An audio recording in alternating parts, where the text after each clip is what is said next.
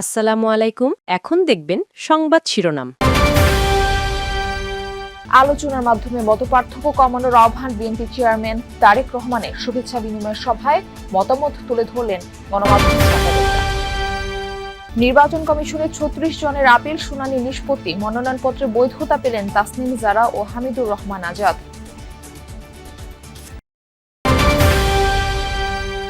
আওয়ামী লীগের সন্ত্রাসীদের জামিনের দায় বিচারপতিদের, তাদের অপসারণে পদক্ষেপ নেওয়া উচিত ছিল প্রধান বিচারপতির, মন্তব্য আসিফ নজরুলের।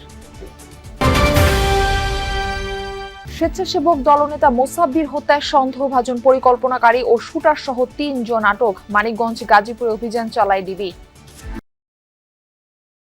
এতক্ষণ দেখছিলেন সংবাদ শিরোনাম, এখন দেখবেন বিস্তারিত।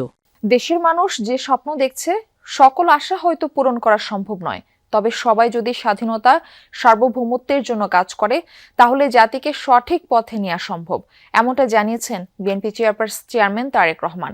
দুপুরে রাজধানীর বনানীতে একটি হোটেলে গণমাধ্যমের সম্পাদক ও প্রতিনিধিদের সাথে মত বিনিময়কালে এসব কথা বলেন তিনি।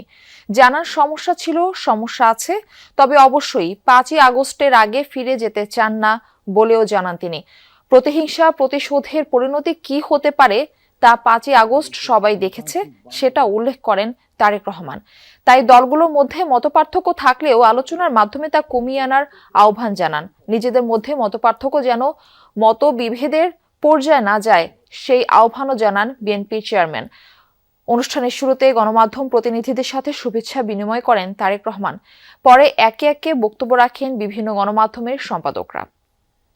হিংসা, প্রতিশোধ, প্রতিহিংসা একটি মানুষ, একটি দল বা যেভাবে আমরা বিবেচনা করি তার পরিণতি কি হতে পারে আমরা দেখেছি। আমাদের মধ্যে মত পার্থক্য থাকবে, কিন্তু আমরা যদি চেষ্টা করি তাহলে সেই মত পার্থক্যটাকে যাতে মত বিভেদের পর্যায়ে চলে না যায়। আমরা যদি ভবিষ্যতের বাংলাদেশকে সমাজ এবং বাংলাদেশের রাষ্ট্রের গণতান্ত্রিক রূপান্তর চাই, তবে অবশ্যই গণতান্ত্রিক রাজনীতির পাশাপাশি একটা গণতান্ত্রিক সাংবাদিকতা পরিবেশ থাকতে হবে।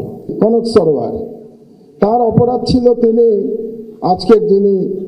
আজকে প্রধান ব্যক্তি তারেক রহমান সাহেবের একটা বক্তৃতা তিনি লাইভ চালিয়েছিলেন।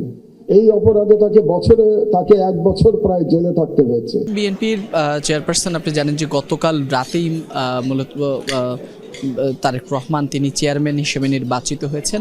তার নির্বাচিত হওয়ার পরদিনেই খুবই গুরুত্বপূর্ণ সময়ে তিনি দেশের প্রথিতযশা সাংবাদিক থেকে শুরু করে সম্পাদক যারা রয়েছেন সেই গণমাধ্যম কর্মীদের সাথেই মূলত তিনি আজকে মত বিনিময় বা শুভেচ্ছা বিনিময় করেছেন, এবং সেখানে তিনি প্রায় সকল সাংবাদিকদের সাথেই তিনি শুভেচ্ছা বিনিময় করেছেন।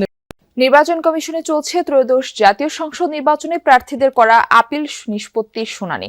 আজ বিকেল ৫টা পর্যন্ত মোট ৭০ জনের আবেদনের উপর শুনানি হবে। এই পর্যন্ত ৩৬ জনের আপিল শুনানি নিষ্পত্তি হয়েছে। মনোনয়নপত্রে বৈধতা পেয়েছেন ২৬ জন।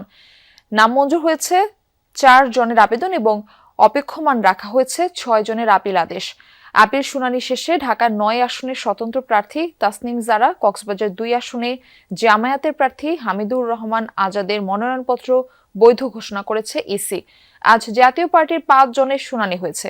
এর মধ্যে ৪ জনের মনোনয়ন বৈধ, একটি আবেদন অপেক্ষমান রয়েছে। আগামী ১৮ জানুয়ারি পর্যন্ত ৬৪৫টি আবেদনের শুনানি চলবে। নির্বাচন কমিশনে আমাদের যে আপিল সেটা মঞ্জুর হয়েছে। ঢাকা ৯ স্বতন্ত্র প্রার্থী হিসেবে আমি যে মনোনয়নপত্র দিয়েছিলাম, আমার প্রার্থিতা বৈধ ঘোষণা করা হয়েছে। আওয়ামী লীগের কিছু সন্ত্রাসীদের জামিন হয়েছে, এর দায় বিচারপতিদের।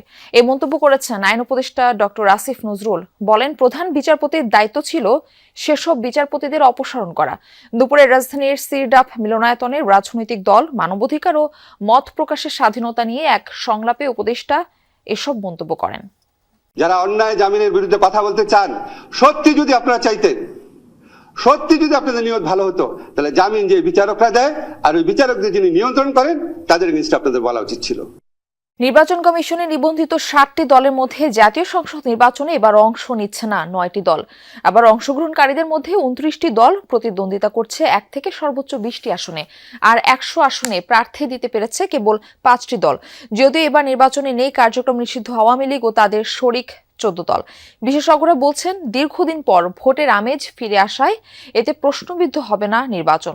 অন্যদিকে নিবন্ধিত হয়েও কিছু ছোট দলের নির্বাচনে অংশ না নিতে পারা ও প্রার্থী সংকটে বড় দলগুলোর বাইরে বিকল্প শক্তি গড়ে উঠছে না বলেও মনে করেন তারা। ক্ষমতাচ্যুত আওয়ামী লীগ সরকারের অধীনে বিগত 3 জাতীয় সংসদ নির্বাচন নিয়ে আছে বিতর্ক। অংশগ্রহণমূলক ছিল না 2014 ও 24 নির্বাচন। এই দুটি ভোটে অংশ নেয়নি বিএনপি, জামায়াতে ইসলামী ছাড়াও জোট ও বাম দলগুলো। 18 সালের নির্বাচনে দলগুলো অংশ নিলেও তা অবাধ ও নিরপেক্ষ ছিল না। আওয়ামী লীগের কার্যক্রম নিষিদ্ধ হওয়ায় এবার নির্বাচনে অংশ নিতে পারছে না। নির্বাচনে নেই জাসদ ছাড়া 14 দলের শরিক দলগুলো। অন্তর্বর্তী সরকারের অধীনে ত্রয়োদশ সংসদ নির্বাচনে নিবন্ধিত 60টি দলের মধ্যে ভোটের মাঠে নেই 9টি দল। নতুন পুরনো 23টি দলের প্রার্থীর সংখ্যা 1 থেকে 10-এর মধ্যে। বিএনপি 331টি, জামায়াতে ইসলামী 276টি, জাতীয় পার্টি 224টি, ইসলামী আন্দোলন বাংলাদেশ 268টি আসনে প্রার্থী দিয়ে। রাজধানীর তেজতুরী বাজারে স্বেচ্ছাসেবক দলনেতা আজিজুর রহমান মোসাব্বির হত্যার ঘটনায় অভিযুক্ত শুটার সহ 3 জনকে আটক করেছে পুলিশ। মানিকগঞ্জ ও গাজীপুর জেলায় অভিযান চালিয়ে ঢাকা মেট্রোপলিটন পুলিশের গোয়েন্দা শাখা ডিবির একটি দল তাদের আটক করে। ডিবির এক কর্মকর্তা এই তথ্য নিশ্চিত করেছেন। তিনি বলেন, অভিযুক্ত শুটার জিনাত এবং সন্দেহভাজন পরিকল্পনাকারী বিল্লাল সহ 3 জনকে আটক করা হয়েছে। ধারণা করা হচ্ছে তৃতীয় ব্যক্তি এই 2 জনের সহযোগী। বৃহস্পতিবার 5 জনকে অজ্ঞাত আসামি দেখিয়ে তেজগাঁও থানায় মামলা করেছেন স্ত্রী সুরাইয়া বেগম। একই সাথে জানান, বারবারই মৃত্যু শঙ্কার কথা জানিয়েছিলেন মোসাব্বির। অন্তর্বর্তী সরকার জুলাই হত্যাকাণ্ডের বিচারের অনীহা দেখাচ্ছে, এমন অভিযোগ তুলেছে জুলাই 24 শহীদ পরিবারের সোসাইটি। সকালে জাতীয় প্রেস ক্লাবে হওয়া সংবাদ সম্মেলনে এই অভিযোগ করেন তারা। বলেন, শহীদ ও আহতদের পরিবারকে আইনি সহযোগিতা দিতে সরকার ব্যর্থ। এ সময় শহীদ পরিবারের সদস্যরা তাদের স্বজনদের হত্যার বিচারের দাবি জানান। সারা দেশ থেকে আসা শহীদ পরিবারের সদস্যরা তাদের ন্যায্য অধিকার নিশ্চিতের দাবিও জানান। বলেন, জুলাই আন্দোলনে যারা শহীদ হয়ে দেশকে অন্যায় আর জুলুমের অবসান ঘটিয়েছেন, স্বৈরাচার মুক্ত করেছেন, সেই শহীদের অধিকার এখনো প্রতিষ্ঠা হয়নি। যদি আপনারা এই বঞ্চিত মানুষের অধিকার, মানবিক মর্যাদা, ন্যায় বিচার নিশ্চিত করতে না পারেন, আগামী গণঅভ্যুত্থানগুলো হতে বেশি সময় লাগবে না।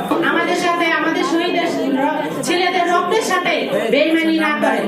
শহীদদের রক্তের বিচার না হওয়া পর্যন্ত আমাদের লড়াই থামবে না। আমরা কোনো প্রতিহিংসার রাজনীতি চাই না, আমরা চাই ন্যায় বিচার। গেল বছর সড়ক দুর্ঘটনায় প্রাণ হারিয়েছেন 7,359 জন, আহত 16,000-এর বেশি। রোড সেফটি ফাউন্ডেশনের বার্ষিক জরিপে এই তথ্য উঠে এসেছে। জানানো হয়, দুর্ঘটনায় 18 থেকে 65 বছর বয়সী কর্মক্ষম মানুষ মারা গেছেন 5,500-এর বেশি। গেল 5 বছরের সড়ক দুর্ঘটনার সাথে তুলনা দেখানো হয়েছে জরিপে। বলা হয়, প্রাণহানি